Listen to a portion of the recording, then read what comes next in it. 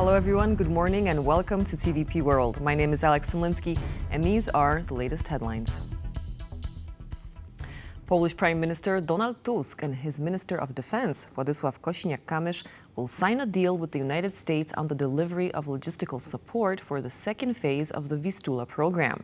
According to Kosiniak-Kamysz, the agreement will allow Patriot launchers in Poland, which are the central element of Polish air defense, to become fully operational. The deal with the United States involves logistical and training support for the Polish armed forces. According to the Polish defense minister, Poland is heavily investing in security and is the second country after the United States to acquire the newest Patriots, equipped with an integrated air and missile defense battle command system. The main goal of the Vistula program is protection against tactical short-range ballistic missiles, cruise missiles, bomber aircraft, and unmanned aerial vehicles.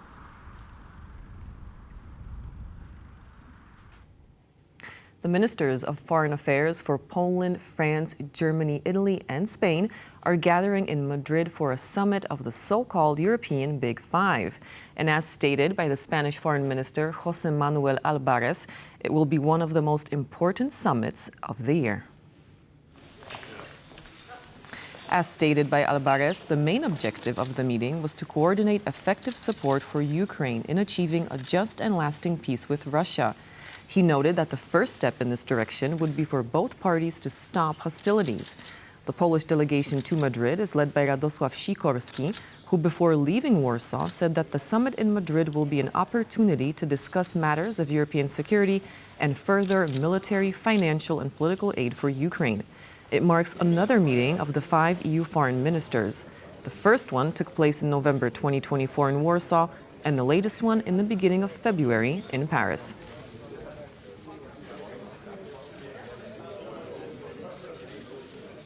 Following a 6-day operation, an American armored vehicle has been recovered from a peat bog in eastern Lithuania.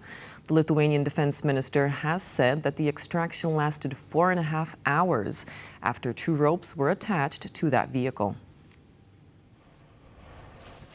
And so far, there's no information about that crew of the M88 recovery vehicle, which consisted of 4 American soldiers.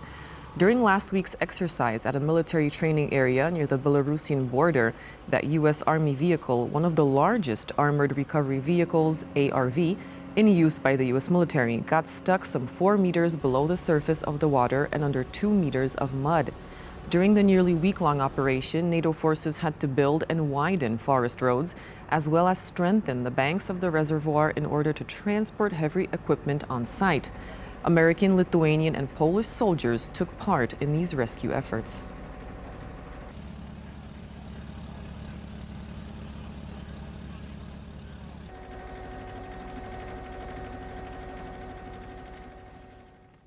While on board the Air Force One, U.S. President Donald Trump said that his Ukrainian counterpart might be attempting to renegotiate the rare earths agreement with the United States, and commented on Vladimir Putin's demands for the installation of a transitional government in Kyiv.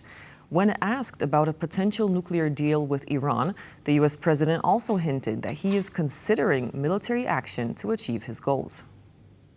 Some of the things that were said over the last day or two having to do with Zelensky, because when he considers Zelensky not credible, he's supposed to be making a deal with him, whether you like him or you don't like him. So I wasn't happy with that. But I think he's going to be good. And I certainly wouldn't want to put secondary tariffs on Russia, but if they were put on, it would not be very good for them. And I think Zelensky, by the way, I see he's trying to back out of the rare earth deal. And if he does that, he's got some problems, big problems. We made a deal on rare earth, and now he's saying, well, you know, I want to renegotiate the deal. He wants to be a member of NATO. Well, he was never going to be a member of NATO. He understands that. So if he's looking to renegotiate the deal, he's got big problems. We're going to make a decision on secondary tariffs on Iran based on whether or not they're going to make a deal. If they're going to make a deal, then we're never going to put secondary tariffs on. We're going to hope they have a great, long, and successful life as a country. But we'll see what happens. It's very very interesting. I can't imagine them doing anything else but making a deal. I would prefer a deal to the other alternative, which I think everybody in this plane knows what that is. And that's not going to be pretty, and I do not prefer that. Russia launched yet another drone attack on Ukraine overnight Sunday, targeting the Kharkiv region of the country. Fortunately, there were no reports of casualties or injuries. 6 explosions were heard in the Kyievsky district in Kharkiv, igniting a massive fire, according to local residents. Apartment buildings, a kindergarten, and a culture and sports center were damaged in that strike. 2 people suffered acute stress reaction. Emergency services are currently working on the scene to deal with the aftermath of the attack.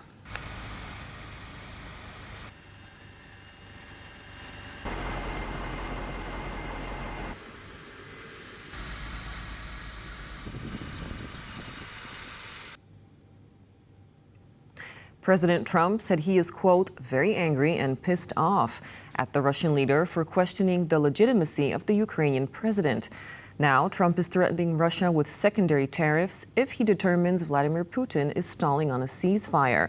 Meanwhile, deadly attacks on Ukraine continue, and Ukrainians mark the 3rd anniversary since the liberation of Bucha, a scene of mass killings, rapes, and other war crimes committed by Russian forces before fleeing the city in 2022.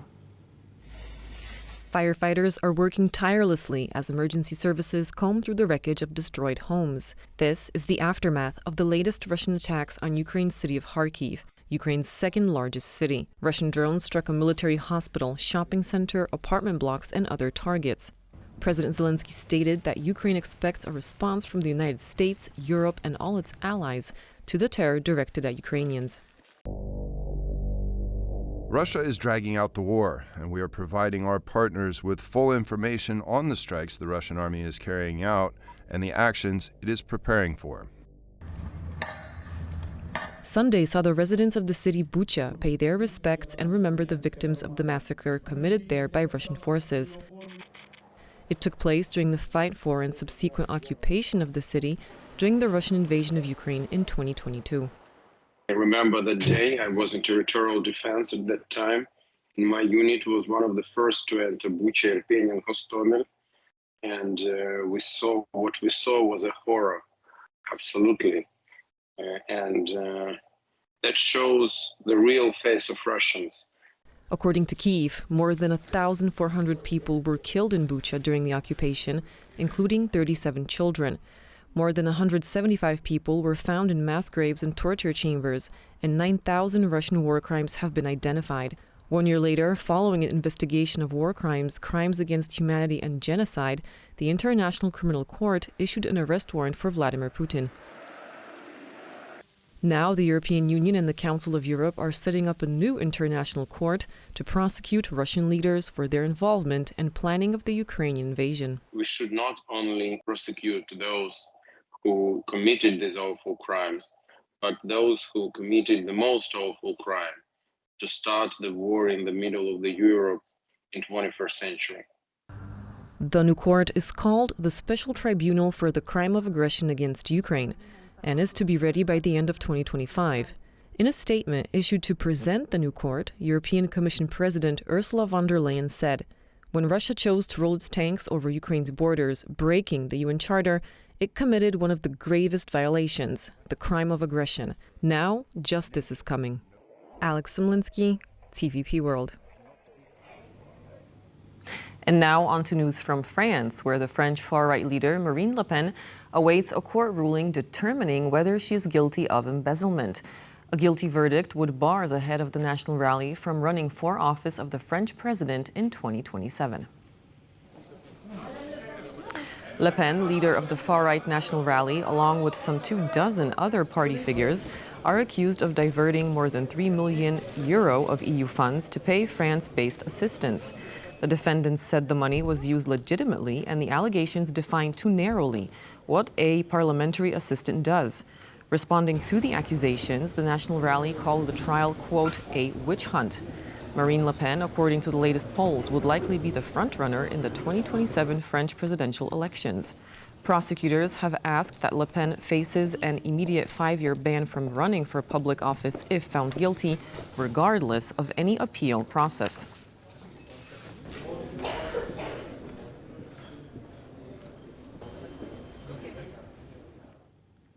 Thousands dead and several thousand more wounded. Search and rescue efforts are still underway after a 7.7 magnitude earthquake rocked Myanmar last Friday.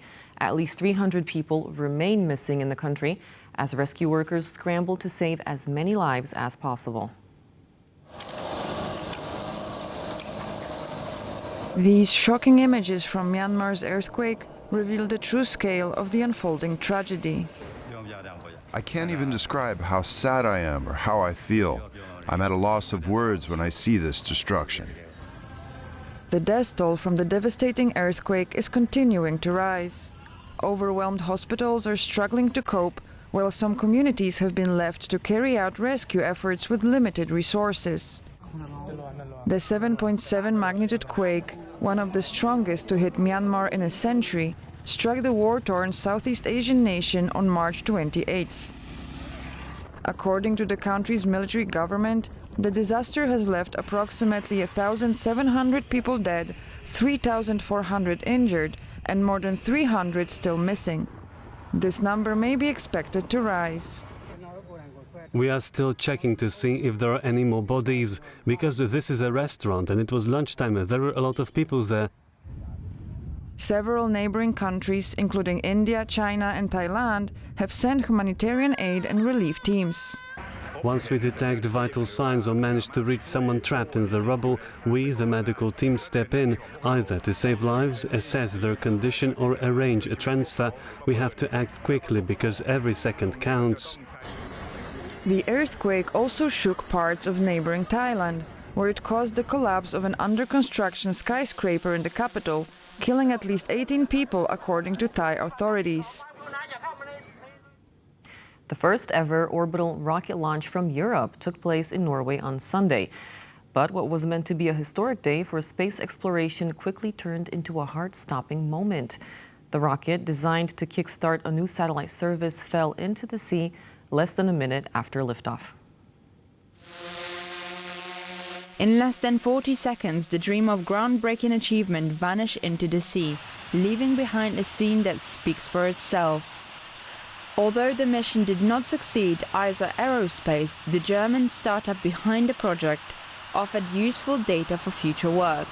With this test flight, we are able to successfully gather valuable data and experience for future missions, thanks to strict safety procedures from both ESA Aerospace and Andoya Spaceport. All personnel remain safe at all times.